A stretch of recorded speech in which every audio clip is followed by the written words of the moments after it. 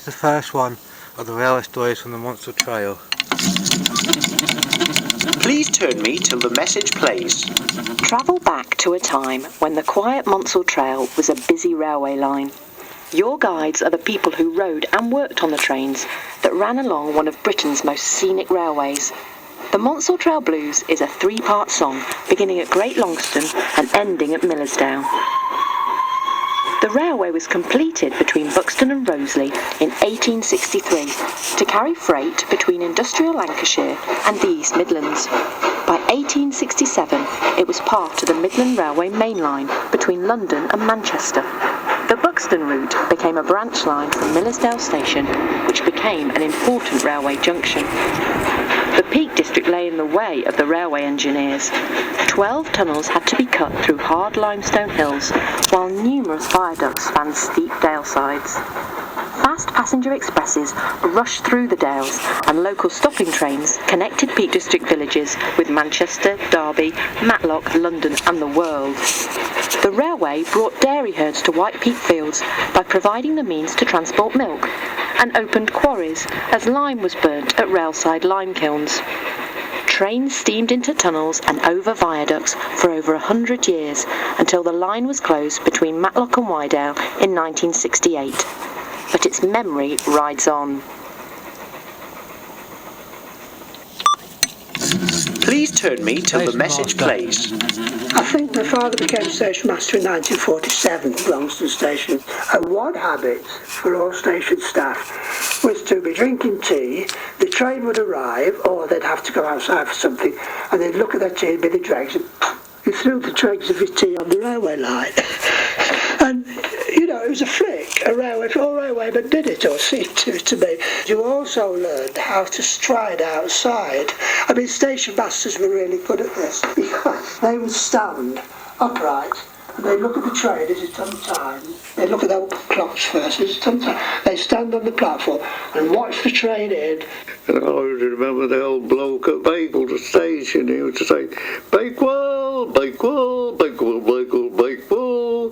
The guard had his flag, and he'd stride out, put his flag up. Oh, the station master was due, and he had a flick like this. It was like that. Too freaking flick, really. The train would go.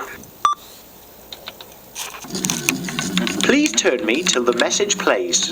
There was an accident at Hassop on the 31st of July 1945 where a train coming down the bank, the coupling broke and it split, and the bit with the engine pulled away. Then they realised that not all the train was complete, and the two bits smashed into one another, and there was a lot of debris and a lot of the content spread all over the place. Butter, soap, sugar and even ammunition was scattered along the line. The story does go that the people in the locality were kept in soap for quite a few months. Please turn me till the message plays. A bit beyond Bakewell, of course, went past Hassop Station, Great Longstone, and then into the tunnel, Headstone Tunnel, and suddenly out into Monsal Dale. I remember how dramatic that was in winter time, because the slopes on either side were frequently covered in snow, and so I can remember it's almost like being in the Alps when you suddenly came out into this very steep-sided valley with very steep slopes covered in snow. It was very dramatic. Holidays. Please turn me till the message plays. Mr. Gundry was a station master, and he used to run trips for the local people. We went to Blackpool and the Illuminations. Because every time we went anywhere, it was railway. The great thing was using it for holidays, I think. If we went somewhere else like Jersey or anything like that, it was usually railway down to the coast, you know, and then get a steamer, of course. Just after the war, we'd never had holidays, but we went to Blackpool for a week. Because we were little kids, and we went for a ride on the donkeys, and we asked the chap, what do you do with them in the winter when there's no visitors? So he said, we send them off onto farms. So I said, would there any chance of us having one? Well, certainly. So this donkey arrived at Milledale Station in one of these huge vans, and he told to himself, and he came for several years to stay for the winter on the farm. Jenny.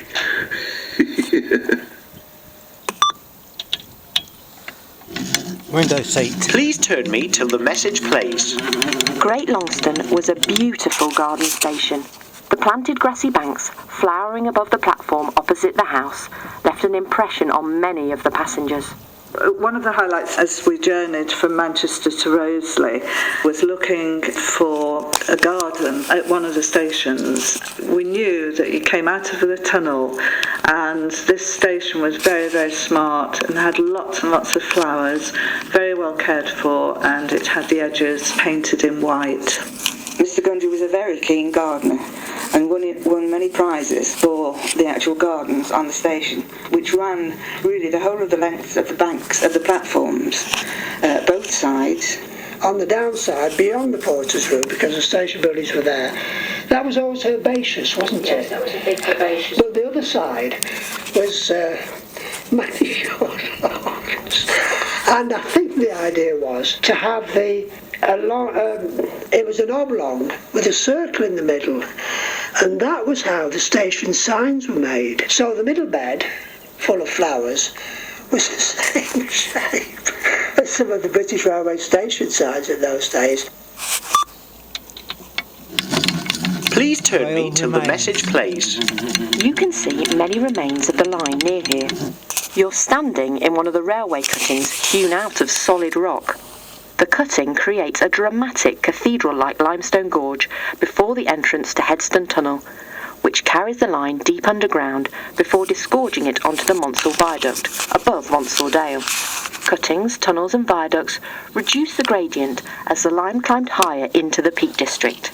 If you head in the opposite direction away from Headstone Tunnel, you'll come to Great Longstone Station after a kilometre, 1,000 yards.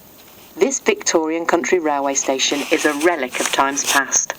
Both platforms survive, along with the station master's house, waiting room and booking office, which are now a private house. It has changed little since people caught the train here. The three higher stone walls on the opposite platform are the sides of the passenger shelter. It had wooden posts supporting a roof. Please turn me till the message plays.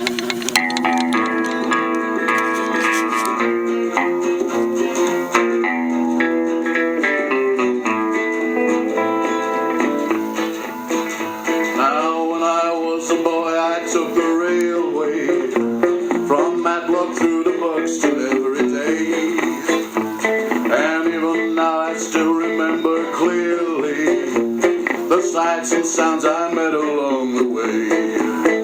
I recall that train going clickety-clack, tearing along down the track, hurtling like a demon through the dale. And maybe you can hear its ghostly echo as you walk along the Monsal Trail.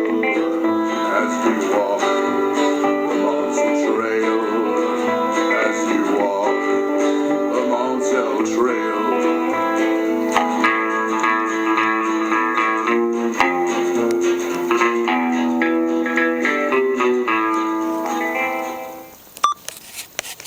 That's it. Thanks for watching. See you next bit. This is the first bit. Bye.